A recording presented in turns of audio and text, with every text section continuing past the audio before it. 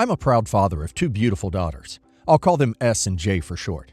S is 28, and I had her with my ex-wife. We divorced before S was 2. I eventually met and married my wife, who's S's stepmother. A few years later, J was born. J is 23 now. J is very extroverted, outgoing, and social. S, on the other hand, has always been introverted compared to J, and never had many friends growing up. Over several years ago, I opened up a bakery in which S would voluntarily help me out at the bakery. She was slightly younger than J is now at that time. She even saved up some of her own money from working retail and financially contributed towards the bakery. My car broke down 4 years ago. My wife has debts to pay off. I asked S if she wouldn't mind lending me some money, and she helped pay towards my car repair and never asked for anything back. Then the next year my roof leaks, and S helps me out financially again. Eventually my business goes under due to virus, so S helps me again. There was a couple times I asked J if she could lend me money with a promise to pay her back, but it ultimately turned into an argument. Last year when J graduated college, she wanted a car for her graduation gift because she was offered a good job out of college and needed reliable transportation. S helped pay towards her younger sister's first car as a college graduation gift. It was very generous. My wife and I have jobs. It's just that something always seems to break every year, especially with how old our house is. 1899. Almost a year ago, I receive a good bonus check from my job. Then, shortly after that, I receive news from J that she's engaged and planning a wedding. I figured the best course of action would be to use that towards her wedding. So I gift her the check. And since then, she's been ordering the things she needs for this upcoming big wedding. She's invited a ton of guests too, so the catering costs alone are high. The wedding is coming up in a few months, and last month, I just received news that my older daughter S just got engaged. S found out the amount I gave to J towards her wedding and wanted me to contribute too once J's wedding is done. I apologized to S and said I can contribute a little bit, but not nearly as much. S got sad and reminded me of all the time she financially helped me since she was 21. I said I'm forever grateful. I just can't come up with the money anytime soon. S's mom is poor, so asking her is out of the question. Also, if I asked J, she would get furious. J doesn't handle doing favors nearly as well as S, even compared to when S was her age. I'm not sure if it's J's personality, but I'd rather avoid more fights or arguments with J, especially since her own wedding is coming up. Sadly though, S has been depressed. I never planned for my bakery to go out of business or for my house and car to have tons of problems. Am I the a-hole for paying a lot more towards J's wedding compared to S's near future wedding? Even though S helped me financially a lot in the past. You're the a-hole. Keep taking S for granted and you may lose her. It seems your eldest daughter is skilled at budgeting and planning for the future. Ask her for advice for both you and your wife. Apply the advice and figure out how to pay back S, with interest. You're the a-hole. You should have paid S back way before you even offered J any money at all. You should be ashamed of yourself. You're the a-hole. You don't give one daughter a massive sum of money for her wedding, then give the other daughter next to nothing, and then factor in that the daughter being treated unfavorably was frequently used as your personal bank. Yeah, I have a feeling S will be uninviting you from the wedding and going no contact. The obvious thing to do would have been to take that bonus and split it between the two. You should have never given all that money to one daughter, knowing you'd never be able to do the same for your other daughter.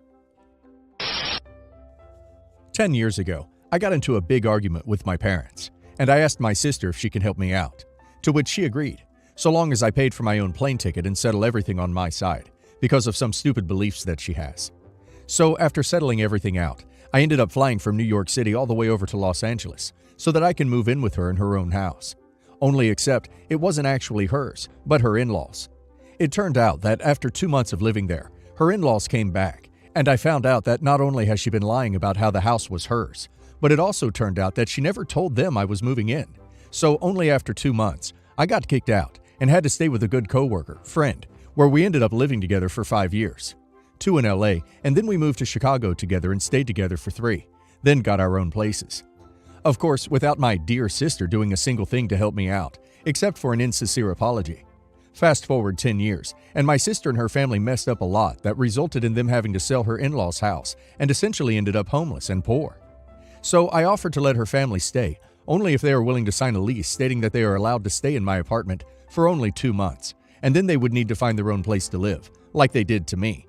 So for the next 2 months, instead of finding a place to stay at, they were love-bombing me with compliments and expensive gifts, and my sister even tried to reconcile with me, to which I refused because I seriously wanted nothing more to do with her after this, and I only let her in to return the favor. On the other hand, Her 2 kids were the most disrespectful brats that I have ever met. Both because they are just undisciplined brats, and because of how their parents kept yelling at them and always taking my side, which created a vicious cycle of them resenting me even more. Yesterday, I warned them that this was their last week and asked them if they have a place to move in, because I will be kicking them out by the beginning of the next month. They told me that they hadn't, and that they didn't think I took the whole staying only for 2 months threat seriously, and begged me to let them stay for another month. They even went as far as to get their kids involved in the begging, and even begged me to be willing to let their kids stay, to which I also said no. This was apparently such a big deal, because for the first time in 10 years, my parents called me and demanded why I was refusing to help my sister and her family, and told me that this attitude of mine is the reason why they always have issues with me, and told me to grow a heart. Honestly, I would have stuck to the original plan, but if my parents, who went no contact with me, decided to contact me again just to call me out, I'm wondering if I am the a-hole. Not the a-hole. Just be prepared for no one involved to see it that way. Humans aren't known for being objective and unbiased, and you need to be prepared to treat them the same way you were treated when it was you, if your intentions are to go through with the plan. I'm here to tell you that you are not the a-hole, but I suspect almost no one is going to see it that way, and you should ready yourself for the backlash. Not the a-hole, but be prepared to have to go through a formal eviction process to get them out, even though your lease says only 2 months. They do not sound like the type to go quietly or easily. Also, if your parents are so concerned about your sister and her family, why don't they take them in? I just love how people will call to gripe someone out for having an attitude or needing to grow a heart, but won't lift a finger to help the people they expect you to help. Stay strong and good luck. It will be unpopular, but I'm going with everyone sucks here. To be clear, you aren't the a-hole for kicking them out after overstaying their welcome, but for letting them come to live with you in the first place. You shouldn't let family back into your life, and certainly not move in with you if it's just under the pretext of revenge, especially not when that family had to move a very long way to be there, and their children are involved. Just give them all their gifts back so they can sell them for a down payment. You should have been encouraging and helping them find a place from day one, not just a week from their departure. I feel like there is no way that you didn't know it was going to play out like this, and you're the a-hole for allowing already destabilized children to come into your home, just so you could further destabilize them to stick it to your sister. You didn't let her move in to be kind to them. You did it for the satisfaction of cutting it off at exactly 2 months. Just be honest, and that's what makes you the a-hole. My family comes from a culture where recipes are passed down by only the women in the family. This is because in the past, women didn't have any other power or property that was their own, so it was their way of having some kind of pull. I'm a man, and have never even tried to guess what's in some of the dishes my mother, aunts, and grandmother cook. In fact, there are some dishes I don't even eat anymore because I don't want to risk spilling the secret. My sister has my 4-year-old nephew with her husband. When she had him, our mother gave her a list of all the old family recipes for her to cook. They don't plan on having another child, so this will have to be returned to the family when she dies. Anyway, I was coming over for a visit, and she told me she was making dinner. When I got there, I was shocked that she was not only cooking with her husband, but reading off the family recipes in front of him and my nephew. I panicked and started screaming at her that she was going against our culture and left. I called our mother, who called her to ask if it was true. When she confirmed that yes, her husband had free access to the recipes, my mother disowned her and had the rest of the family follow suit. I did the same. I have no interest in ever seeing her or her son ever again after what she did to the family. My wife told me that it wasn't a big deal and that some of the recipes might have been lost forever otherwise, but she doesn't understand my family's culture. You're the a-hole. That is just crappy. If your culture really thinks disowning people over food is okay, then it's time to look at how wrong and toxic the culture is. You're the a-hole. Your sister had every right to end the tradition, or keep it if she wants.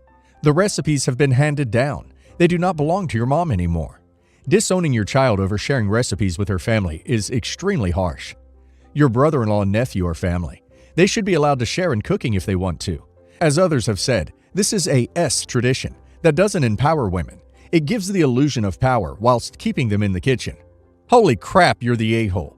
You and your whole family are nothing but petty. You can disguise this as an issue of culture all you want to, but no. This goes beyond a powerful history moment. Y'all are petty and emotionally violating the message of what it was. If anything, this seems so petty and ridiculous, I doubt it's even real. And if it is, you're a terrible brother, and your family will get their karma. Male 30, sister, female 27, got married 2 years ago. They're expecting their first kid. She's 6 months pregnant now. I'm a college teacher, so is my sister. We work in the same university, but in different departments. Around 2 weeks ago, a student came up to me and asked if we could talk. He told me he's not in my class, but in my sister's class. This student had to visit my sister's office, and he saw some photos of family that she has on the walls. The student told me that he thinks that her husband, male 31, is the same man that has been dating him, and as he knew I was his teacher's brother, he wanted to talk to me first instead of going straight to my sister in case he was mistaken. He showed me photos they took together. It was in fact my brother-in-law. The student also showed me some texts to prove that they indeed had a romantic relationship going on between them. I thanked him for telling me the truth. He was unsure of how to tell the truth to my sister, so I told him that I could speak to her if he liked it. He agreed and sent me some of the photos and texts so I could show her the proof of his infidelity. I asked my sister to meet with me in my house after her last class so we could talk. I told her all I knew, and I showed her the proofs her student gave me. She was devastated. The next day, she confronted him about his infidelity. He tried to deny it at first, but then when she showed him the texts, he admitted it. He said that he felt pressured to hide that he was gay and get married to a girl by his Catholic family. My sister is very sad and angry about all of this. She's filing for a divorce. She told most of our family and their friends about what happened. My brother-in-law has left their home, and I haven't seen him much, but I saw him on the street yesterday. He looks awful. He doesn't even look like himself. A friend of mine who's dating one of his cousins told me that his family found out too about why he was getting divorced, and now are no contact with him. Some of his friends also turned their back to him. I feel terrible about all of this, to be honest. I know what he did was wrong because he shouldn't have cheated on my sister. She's going through a lot too, and she didn't deserve any of this. But I also know that our society is quite H still. I'm thinking that maybe I could have told my sister to not tell the details of her divorce to anyone, or that maybe I should have spoke with him beforehand, so he could at least be ready for all the backlash she's facing now. I don't know. I feel like I could have done something different. Not to protect him from telling my sister that he was cheating, but to protect him from all the H he's facing now. My family is telling me that I did nothing wrong, but I've read about how defenseless a person feels when they're outed. I feel like I've done something very bad, and I don't know how to fix it. Not the a-hole. You didn't out him for being gay. You told your sister that her partner was cheating on her. That's on him. Being gay doesn't give anyone the right to lie and cheat on their spouse, regardless of their gender. Also, your student is to be commended. Must have been a very tough spot for him to be in. Not the a-hole. Him being gay doesn't erase the fact that he's been cheating on your sister. She has every right to tell whoever she wants about the details of why they are no longer together. You didn't out him for being gay. You outed him for cheating. It just so happened to be with a man. Not the a-hole. He was cheating on your sister, and she deserved to know. She had a right to know that he was using her as a cover to live a lie, and that he never really loved her. That betrayal would cut even deeper than the betrayal of being cheated on. That's not fair to her at all. Whenever she is ready to date again, she is going to have serious trust issues, and that is her husband's fault. His situation with his family is unfortunate, but that isn't on you. You did the right thing by putting your sister first. I've always had a complicated relationship with my son, 28 male. My ex-husband, 52 male, worked long hours, so it was often just the two of us.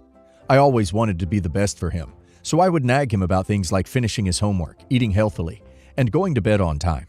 I never really listened to what he wanted, and I can see now that that was a mistake. Things got worse when my husband had an affair with his coworker, and we got divorced when our son was 16.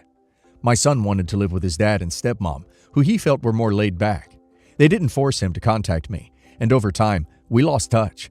It breaks my heart to admit this, but I cried nights on end after my son moved out. I missed him terribly and didn't know how to reconnect with him. I was devastated when I found out he had changed his number and moved out of state.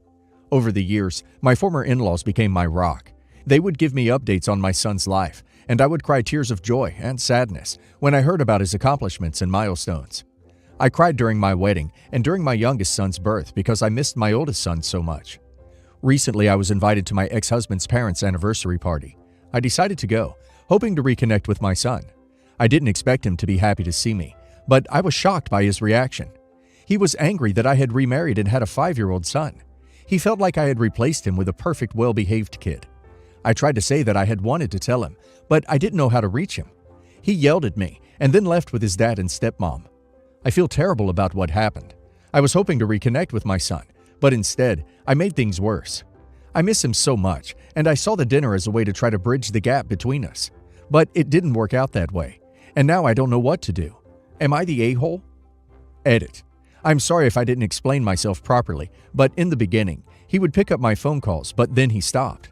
I continued to try and call him, but then I learned he changed his phone number. He was 19, I think.